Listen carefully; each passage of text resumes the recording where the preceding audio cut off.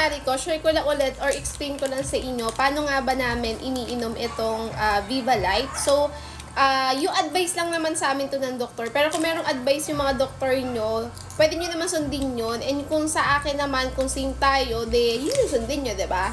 Mga Mariko, kahapon may nabasa akong comment kasi parang yung baby niya ay nagtatait suka ata. So, every 30 minutes na yun sa kanya. So, hindi ko kasi sure mga Mariko kasi kami ang mula noon hanggang ngayon, lagi kami sinasabihan ng doktor nung daughter ko na kapag nagtatae or nagsusuka yung anak ko, at least 1 hour mo muna ipares, tapos doon mo muna siya papainumin ng paunti-unti. Hindi talaga yung hindi madami. Hindi kasi, kapag madami kasi mga Mariko, pinainom mo after niyan, di ba, magsuka, magtae, ganun lang din ulit. Dapat paunti-unti lang para hindi nabibigla yung tiyan nila. So mga Mariko, yung Viva Light na to, ito yung dinidissolve sa water na 200 ml. Pero may nabibili naman po nitong naka-pouch, yung ready na.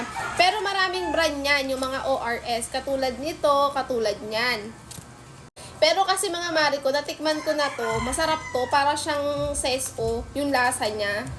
So, kung may baby ka, Mariko, talagang marirecommend ko na mag-stock ka ng ganito sa ref nyo para pag emergency na nagtatay at nagsusuka yung anak mo, lalo na kung malayo kayo sa hospital, mas magandang meron ka nito para mapainom mo siya.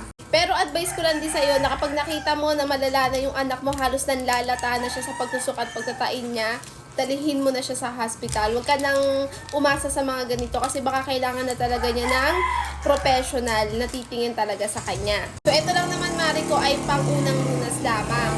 Napakaingay ng mga motor.